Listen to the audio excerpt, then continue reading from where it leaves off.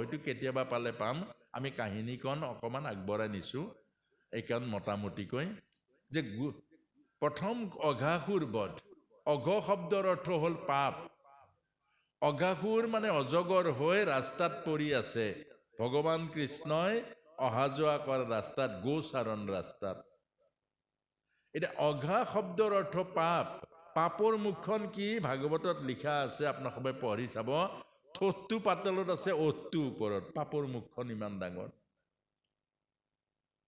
লোভৰ পাপৰ মাকৰ নাম কি লোভ মনত ৰাখিব পাপৰ মাকৰ নাম হ'ল লোভ আপোনাৰ যেতিয়া লোভ আছে লোভটো আজিয়ে মাৰক পাপৰ মাকৰ নাম আৰু সেই লোভটো ইমান ভয়ানক আপোনাৰ জীৱন কেতিয়া নৰকলে নিব জীৱন কেতিয়া অধগতি নিব তাৰ ঠিকনা নাই আৰু সেই কাৰণে এই লোভটো হ'ল অজগৰৰ জিভাখন ভাগৱতত লিখিছে অজগৰৰ জিভাখন খেন্দুৰীয়া আলি অজগৰ সাপটোৱে ঠোঁটটো পাতলত ওঠটো ওপৰত জিভাখন মেলি ৰাখিছে জিভাখন দেখিলে এটা খেন্দুৰীয়া ৰাস্তা পাপৰ ৰাস্তাটো খেন্দুৰীয়া হয় নহয় প্ৰভু পাপৰ ৰাস্তাটো খেন্দুৰীয়া হয় না নহয় পাপৰ ৰাস্তাটো দেখিলে মানুহ থিৰেৰে থাকিব নোৱাৰে সেইফালে যায় বিনা কষ্টত যদি কৰবাত পইচা পোৱা বুলি শুনে এতিয়াই উত্ৰাৱল হৈ যাব আপোনাক কিন্তু ভাল কাম এটাৰ কাৰণে আমাৰ ভিতৰত উত্ৰাৱল নাই পুণ্যৰ কামৰ কাৰণে এইকাৰণে পাপৰ ৰাস্তাটো হ'ল ৰংচঙীয়া আৰু সেই ভগৱান কৃষ্ণৰ লগত থকা সখীসকলেও অইনদিনা কৃষ্ণক আগত লৈ যায় সেইদিনা কৃষ্ণক চাইড কৰি অঘাসুৰৰ পেটৰ মাজত সোমাই গ'ল কেলে আপোনাক সবকো মন কৰিব যিদিনা ভগৱানৰ প্ৰসাদ ওলাব কৃষ্ণ কৃষ্ণ প্ৰভু আকৌ যিদিনা আচল ভোগৰ প্ৰসাদ হ'ব কৃষ্ণটো নাই আৰু এই কথাটোকে বুজাইছে সেইকাৰণে আপোনাক মোক বুজাইছে যি খাই ভগৱানত অৰ্পণ কৰি খাব ভগৱানত অৰ্পণ নকৰা প্ৰসাদ নাখাব চবৰ কাৰণে নাই কোৱা যিসকল ভকত হ'ব যিসকলে ভকত হ'বলৈ ভকতৰ ৰাস্তাৰে গৈছেগে ভগৱানত অৰ্পণ নকৰা প্ৰসাদ নাখাব এইটো ভগৱত গীতাত লিখিছে ভগৱানক অৰ্পণ নকৰা প্ৰসাদৰ প্ৰতিটো গৰাহতে পাপ যায় সেইকাৰণে আমাক কৈছে যে প্ৰসাদ অৰ্থাৎ অন্ন আপ্ৰাণ অন্নই হ'ল জীৱন আৰু আই মাতৃসকলক এই কথাটো কৈছে আজি যে মই অথনি কৈছিলো যে ঈশ্বৰৰ নাম লৈ প্ৰসাদ বনাব কেলে বনাব জিভাৰ কাৰণে প্ৰসাদ নবনাব অন্ন জিভাৰ কাৰণে নবনাব জীৱৰ কাৰণে বনাওক অন্ন যি অন্ন খালে জীৱৰ আধ্যাত্মিকতা হয় এই অন্ন বনাওক জিভাৰ কাৰণে অন্ন বনালে জিভাখন বাঢ়ি যাব জিভা যেতিয়া বাঢ়ি যাব মাকৰ হাতেৰে বনোৱা অন্ন ভাল নাপাব ধাবালে যাব সেইকাৰণে আজিকালি ফেমিলি ধাবাবোৰ গৈছে সেইকাৰণে জিভাৰ কাৰণে অন্ন নবনাব জীৱৰ কাৰণে অন্ন বনাওক পবিত্ৰ ভাৱনাৰে অন্ন বনাওক ঈশ্বৰৰ নামেৰে অন্ন বনাওক সেই অন্ন খাই আপোনাৰ পৰিয়ালটো আধ্যাত্মিক হ'ব মনৰ মাজত পবিত্ৰ ভাৱনা আহিব কেলে প্ৰথম স্কন্ধত নাৰদ মুনি তাৰ সাক্ষী দিছে ব্যাসদেৱক যে মই সেই 4জন সন্ত আৰু সন্ন্যাসীৰ 5 বছৰ বয়সতে তেওঁলোকে বনোৱা প্ৰসাদ খাই মোৰ জীৱনৰ সমস্ত পাপ দূৰ হৈ গ'ল আৰু মই এটা জন্মত ব্ৰহ্মাৰ মানস পুত্ৰ হৈ এতিয়া দিব্য জীৱন লাভ কৰিলো গতিকে এই কথাটোকে বুজাইছে ঈশ্বৰত অৰ্পণ কৰি প্ৰসাদ খাওক সেই অৰ্পণ কৰা প্ৰসাদে আপোনাৰ মোৰ জীৱনৰ আধ্যাত্মিকতা আনি দিব ঈশ্বৰক বাদ দি প্ৰসাদ খাওক জিভাৰ লোভত প্ৰসাদ খাওক কেটলেক চাই যদি জিভা বৰুৱা প্ৰসাদ বনাওক তেতিয়া মনত ৰাখিব জিভাই গৈ ধাবা পোৱাই দিব গতিকে এই কথাটো কাৰণে আই মাতৃসকলক কৈছে আৰু ৰজ্জু বন্ধন ভগৱান কৃষ্ণক কাতি মাহত বান্ধিছিলে আৰু সেইকাৰণে কাতি মাহটো দামোদৰ মাহ বুলি কয় আৰু কাতি মাহত বগলীও মাছ নাখায় এইটো বৈষ্ণৱসকলে কাতি মাহটো পালন কৰে আৰু কাতি মাহ পালন কৰিলে গোটেই বছৰৰ ফল পায় যেনেকে শাওণ মাহ পালন কৰিলে গোটেই বছৰৰ শিৱ সাধনাৰ ফল পায় পঞ্চাক্ষৰী মহামন্ত্ৰৰ গতিকে ৰছী বান্ধিবলৈ অৰ্থাৎ ভগৱান কৃষ্ণক দুআঙুলে নাতে কিমান দীঘল দীঘল ৰছী আনে দুআঙুলে নাতে, অৰ্থাৎ এই দুআঙুলেই হ'ল মই আৰু মোৰ। ভকতি কৰিবলৈ আহিছোঁ আমি দুটা বস্তু আমি এৰিব লাগিব, মই আৰু মোৰ এৰিব লাগিব। মই আৰু মোৰ ৰাখি ভকতি কৰিব নোৱাৰে। সেইকাৰণে নামঘৰত কেতিয়াও মই আৰু মোৰটো নকৰিব। আজ্ঞাপৰ ভক্তি, আজ্ঞা নহলে কাৰ শক্তি।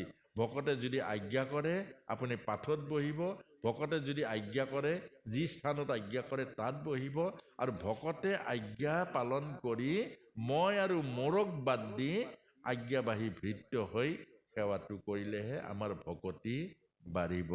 আৰু সেইকাৰণে গছ নন্দ মহাৰাজৰ ঘৰৰ সন্মুখত দুজোপা গছ আছিলে, নলকুবেৰ আৰু মণিগ্ৰীৱ। পূৰ্বজন্মত তেওঁলোক অভিশপ্ত হ'ল নাৰদ মুনিৰ হাতত, আৰু শেষত গৈ সেই উৰালে কঁকালে বান্ধা উৰাল লগাই সেই গছ দুজোপাৰ পৰা মুক্ত কৰিলে, আৰু তাতে শিশুলীলা সমাপ্ত হ'ল। তাৰ পাছতে গুষ্ঠলীলাটো অঘাসুৰ বধ কৰিলে। অঘাসুৰ বধৰ পাছতে বকাসুৰ, বকাসুৰ মানে বগলী, বগলী মানে আমাৰ ভিতৰত থকা স্বভাৱটো। আমাৰ ভিতৰৰ স্বভাৱটো কি? বগলী, অৰ্থাৎ বগলীয়ে গোটেই দিনটো মাছলৈ ৰৈ থাকে, গোটেই দিনটো। আৰু আপোনাক মোকো কৈছে গোটেই দিনটো বিষয়লৈ লাগি নাথাকিব, ঈশ্বৰৰ নাম ল'ব, গধূলি গোসাঁই ঘৰত সোমাব। আমাৰ বহুত বাপ সমস্তই গোসাঁই ঘৰত নোসোমায়, আইগৰাকী কয় যা প্ৰাৰ্থনাটো কৰি থৈ আপুনি কৰিব নালাগে নেকি? আইগৰাকী কৰিলে হ'ব নেকি? আৰু শেষত গৈ বয়সস্থ আইগৰাকীসকলে এই ছোৱালীহঁত তহঁতে কৰি থৈ আহ। ডিউটিটো কেনেকে গৈ আছে, কিন্তু গোটেই পৰিয়ালটোৱে কৰিব লাগিব। আমাৰ বাপজনে অৰ্থাৎ প্ৰভুজনে অকমান গীতা পঢ়ক, আপুনি গধূলি গীতা অকণ পঢ়ক, এখিলা পঢ়ক, বেছিকে পঢ়িব নালাগে। 6-7টা শ্লোক পঢ়ক, অসমীয়াখন বোলে সংস্কৃতৰ নাজানো, এখিলা পঢ়ক। গধূলিৰ টাইমটো 10 মিনিট গীতা পঢ়ক। ওচৰত ল'ৰা ছোৱালীকেইটাক বহাই লওক, ঘৰখনত এটা পৰিৱেশ হ'ব। আইগৰাকীয়ে গৈ প্ৰাৰ্থনা কৰক, তেতিয়াহে ঘৰখন পবিত্ৰ হ'ব, তেতিয়াহে ঘৰখনৰ এটা আধ্যাত্মিক বাতাবৰণ গঢ়ি থৈ আহিব। আপুনি গধূলি কি কৰেনো? অন্তত গধূলি ঘৰত গীতা অকমান পাঠ কৰক, নহলে কীৰ্তন অকমানে পাঠ কৰক, নহলে ঘোষাকে অকমান পাঠ কৰক। ঘৰখন পৰিৱেশটো সুন্দৰ হ'ব, ঘৰখনৰ বাতাবৰণ সুন্দৰ হ'ব, ঘৰখনৰ ভাইব্ৰেশ্যন সুন্দৰ পবিত্ৰ হ'ব। গতিকে আপুনি সেই কামটো নকৰি আৰু আপুনি দেখোন সকাম খাই ফুৰে, এই ইহঁতক উদ্ধাৰ কৰিলো দেই, গীতা অকমান পাঠ কৰি দিলো। সেইটো গীতা অকমান পাঠ কৰি আনক উদ্ধাৰ কৰাতকে নিজৰ ঘৰখন উদ্ধাৰ কৰকচোন। সেইকাৰণে আমাৰ বহুতে ভাবে ঘৰত আৰু কি পাঠ কৰিবা, ভোজনীয় নাই, দক্ষিণাও নাই, আৰু কি এইটো নহয় প্ৰভু বস্তু, সেইটো নহয়। সেইকাৰণে সদায় ঘৰখনত আজি ভাগৱতৰ এই মহান আধ্যাত্মিকতা, গাঁওখনৰ প্ৰত্যেক ঘৰতে অকণ অকণ গীতা পঢ়কচোন, কীৰ্তন অকণ অকণ, কেনেকুৱা ভাল লাগিব। এখন আধ্যাত্মিক আদৰ্শ গাঁও হ'ব। গোটেই গাঁওখনত যেতিয়া গধূলি প্ৰাৰ্থনা ওলাব, গোটেই চবে প্ৰাৰ্থনা গাব, কিমান সুন্দৰ এটা পৰিৱেশ হ'ব। এতিয়া তাৰ পাছতে আমাৰ বকাসুৰ মানে হ'ল এইটোৱে আমাৰ স্বভাৱটো, অৰ্থাৎ বিষয়ৰ চিন্তা। থিয়েটাৰ চাবলৈ যায় 3-4 ঘণ্টা সময় টিকট কাটি পইচা দি চাই, তাত যাব পাৰে, কিন্তু কৰবাত গৈ চাহ অকমান নোখোৱালে ভাগৱতলৈ নাযায়। আপোনাক ভাবে চাবচোন, সাপ্তাহিক ভাগৱতলৈ মানুহ নাযায়, কেলে নাযায় বাৰু? তাত চাহ তামোল নোলায়, জলপান নোলায়। বোলে কাৰ ঘৰত আজি ভাগৱত আছেও, অমুকৰ ঘৰত, কি খুৱাব জানো? বোলে কি খুৱাব আৰু, চাহ অকমানো যোগাৰ কৰিছে, মোৰ কঁকালটো বিষো, আজি নাযাওঁ আৰু। এইটো নহব। অৰ্থাৎ আপোনাক মোক এই কথাখিনি বুজাইছে যে বিষয়ক বাদ দি, অৰ্থাৎ বগলীটোৰ স্বভাৱটোক বাদ দি আপোনাক মোক কৈছে আমি প্ৰতিদিন প্ৰভুৰ সেৱা, প্ৰতিদিন প্ৰভুৰ শ্ৰদ্ধা ভক্তি কৰিব লাগিব। নিজৰ ঘৰখন সুন্দৰ কৰক। প্ৰতিদিন অকণ অকণ গীতা ভাগৱত বা আমাৰ এই কীৰ্তন, ভাগৱতটো বৰ ডাঙৰ, পটকে মেলিব নোৱাৰে চবে। এই গীতা হওক, কীৰ্তনে হওক, ঘোষাই হওক, গধূলি আপোনাক ভাবে এবাৰ মাত্ৰ এমাহ কৰি চাওকচোন, আপোনাৰ ঘৰখন দেৱ দেৱীৰ বসতি হ'ব। ভূত প্ৰেত কেতিয়াও আপোনাৰ ঘৰলৈ সোমাব নোৱাৰে। তাৰ পাছতে পলম্বাসুৰ মানে কি? মিছা ভকত বাহিৰত সাজে পোছাকে ভকত ভিতৰত কিন্তু ভকতি নাই চলনাময়ী ভকত পলমবাসুৰে বলৰাম প্ৰভুক কান্ধত তুলি লৈ গৈছে মাৰিবৰ কাৰণে অৰ্থাৎ এক শ্ৰেণী ভকত আছে সমাজ ভাঙিবলৈ যত্ন কৰে অকল ভাগৱতলৈ আহে কাক কেনেকৈ পেচ মাৰি ধৰিব লাগে এজন বৰ বাঢ়িছে দেই এজনক কিন্তু বহুৱাব লাগিব এই লবি কৰিবৰ কাৰণে এইটোকে পলমবাসুৰ বুলি কৈছেগে গতিকে আমাৰ সমাজখন কলিযুগত পলমবাসুৰে সমাজখন ভাঙিব এটা এটা নামঘৰত ৩টা ৪টা নামঘৰ হ'ব এটা এখন গাঁৱত ৪টা ৫টা খেল হ'ব আৰু একেখন ভাগৱত একেলগে বহি নুশুনিব এইটো লিখা আছে শাস্ত্ৰত কেলে এইটো পলমবাসুৰৰ চলনা আপোনালোকে চাব নামঘৰত এতিয়া এনেকুৱা আছে দুটা খেল শনিবাৰে আপোনাৰ ভাগৱত আপোনালোকৰ মানুহখিনি বেলেগ মানুহ তাত যাব নোৱাৰিব ৰবিবাৰে একেখন ভাগৱত ৰবিবাৰে আকৌ বেলেগখিনি যাব পাৰিব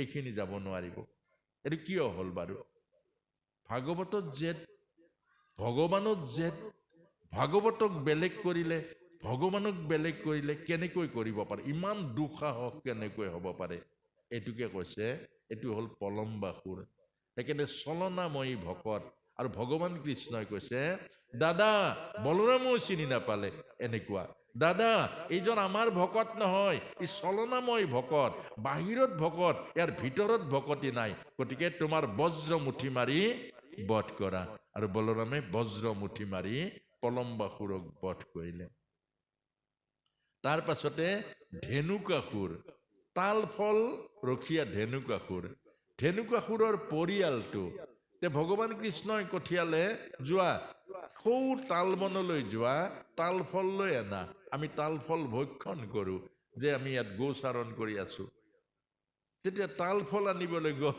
ধেনুকাসুৰৰ পৰিয়ালটোৱে খবৰদাৰ হাত নিদিবি কলে কৃষ্ণ দাম সুদাম বসুদাম বলদাম এইসকলে গোচাৰণ কৰি আছে বৃন্দাবনত গতিকে তেওঁলোক ভোকাতুৰ সকলো সেইকাৰণে নিবলৈ আহিছো খবৰদাৰ হাত নলগাবি বোলে চব পৰি আছে তলত সৰি আছে এইবোৰ নদী বৈ আছে ৰসবোৰ পৰি আছে তলত খৰাহে নিব পেলাই দিম তথাপিও নিদিওঁ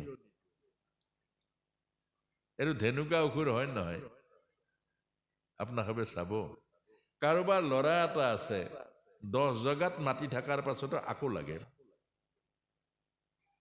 কাৰোবাৰ ইমান টকা পইচা আছে 7 পুৰুষে খালেও সেই টকা পইচা শেষ কৰিব নোৱাৰিব কিন্তু গাঁৱৰ কোনোবা দুটা ল'ৰাত যদি পঢ়াৰ দায়িত্ব লৈ যায় ভগৱান বুলি ভাবিব পূজা কৰিব আপোনাৰ গাঁৱত আপুনি নোৱাৰে কৰিবলৈ দিব নোৱাৰে আপুনি এৰি থৈ যাব যোৱাবাৰ 2000 টকীয়া নোট জ্বলাই দিলে তথাপিও কাকো নিদিলে দিব নোৱাৰে এই দিলে আপুনি দেৱতা হৈ যাব কিন্তু দিব নোৱাৰে এইটোকে কৈছে ধেনুকাসুৰ আৰু ধেনুকাসুৰ যদি বধ হৈ যায় অৰ্থাৎ আমাৰ হৃদয়খন কি হ'ব আজি ৰতন টাটা চাওকচোন মানুহ ঢুকাই গ'ল কিন্তু গোটেই অসমৰ তাত কেঞ্চাৰ হস্পিটেল বোলো তেওঁ দি দিলে আজি আব্দুল কালাম ভাৰতবৰ্ষৰ ৰাষ্ট্ৰপতি 1 টকা ফুটা কৰিও নিজলৈ সঞ্চয় নকৰিলে ৰাষ্ট্ৰপতি ভৱনৰ পৰা যিদিনা ওলাই গৈছে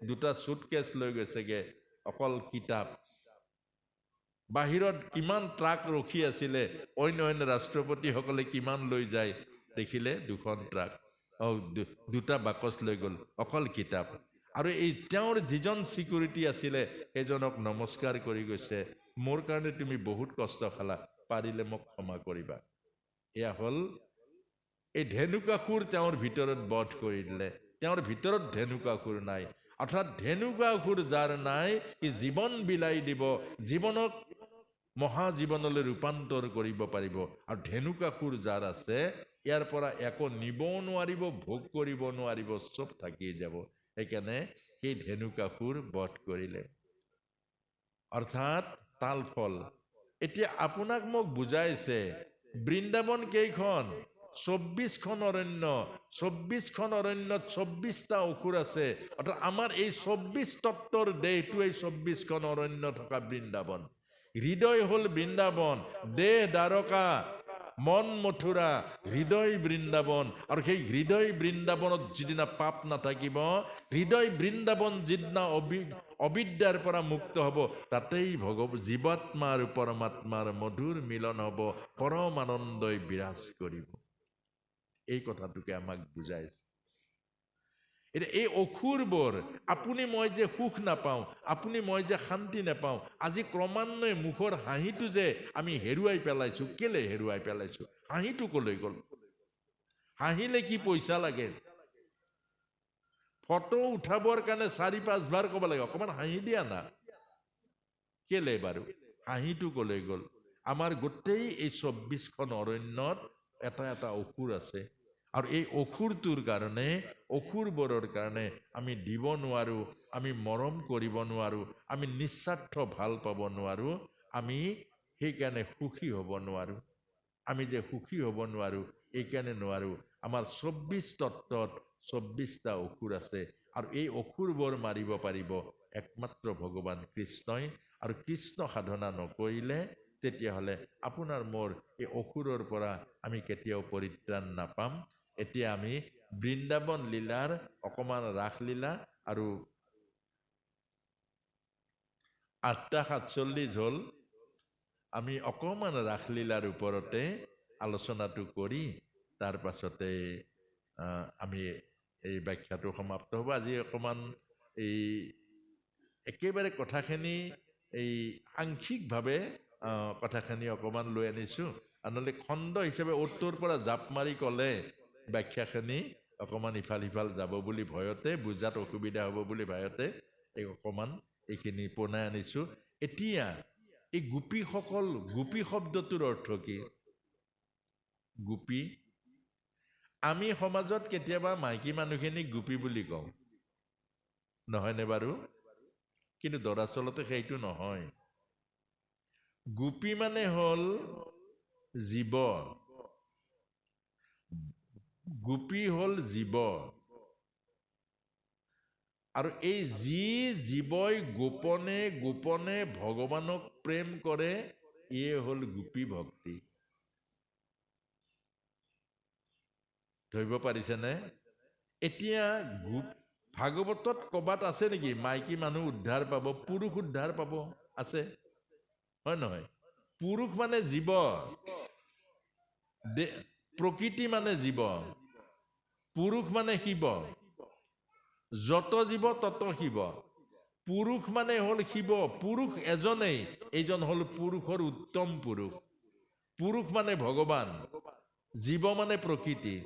এইখিনি অকমান বুজিবলৈ খুব টান যদিও যত্ন কৰক, কথাখিনি নুবুজাকে নাযাব, এইটো বুজিবই লাগিব, নুবুজিলে গণ্ডগোল লাগিব। পুৰুষ মানে হ'ল ভগৱান, আপুনি মই সকলো পুৰুষ। আমাৰ আইমাতৃসকল যে, আইমাতৃসকলো পুৰুষ। কি পুৰুষ? আত্মা পুৰুষ, মানে জীৱ পুৰুষ। আৰু দেহ আৰু মন হ'ল প্ৰকৃতি, আমি বৰ সকলো প্ৰকৃতি। সেইকাৰণে জীৱ অংশ হ'ল প্ৰকৃতি, পূৰ্ণ হ'ল পুৰুষ। কথাটো চাই ল'ব, অংশ হ'ল প্ৰকৃতি। কেলে? পুৰুষৰ পৰা চিটিকি অহা ফিৰিঙতি জীৱ, অৰ্থাৎ একুৰা জীৱ জুইৰ চিটিকি অহা ফিৰিঙতিটো হ'ল সিও জুই। কাৰ জুই? এই মহা অগ্নিৰ পৰা অহা এয়া জুই। ইয়াকে আমাৰ বেদান্তত কৈছে, উপনিষদৰ ব্ৰহ্মমন্ত্ৰত, পূৰ্ণমদাঃ পূৰ্ণমৃদম পূৰ্ণাৎ পূৰ্ণমুদচ্যতে পূৰ্ণস্য পূৰ্ণমাদায় পূৰ্ণমেব অৱশিষ্যতে। একুৰা অগ্নিৰ পৰা, অৰ্থাৎ এটা চাকিৰ পৰা, এই চাকিটোৰ পৰা 1 কোটি যদি চাকি জ্বলাই দিয়ে, এই কুচি চাকিও পূৰ্ণ, এই যিবিলাক জ্বলাই দিলে এইবোৰো পূৰ্ণ। এইবোৰ চাকিত যিমান শক্তি আছে, এই কুচি চাকিটো একে শক্তি আছে। অৰ্থাৎ জীৱ আৰু শিৱৰ মাজত ভেদ নাই, কিন্তু জীৱ আৰু শিৱৰ ভেদ হৈছে জীৱই দেহত সোমাই আছে আৰু শিৱই হ'ল পৰমাত্মাত সোমাই আছে। সেইকাৰণে শিৱ পূৰ্ণ, জীৱ অপূৰ্ণ। অপূৰ্ণতাটোৱে হ'ল অংশ, ইয়াকে প্ৰকৃতি বুলি কৈছে। কথাটো বুজাব পাৰিছনে বাৰু? মই এই কথাটোকে বুজাইছে। জীৱ হ'ল প্ৰকৃতি, শিৱ হ'ল পুৰুষ। অংশ হল প্ৰকৃতি, পূৰ্ণ হল পুৰুষ, এইটোকে বুজাইছে।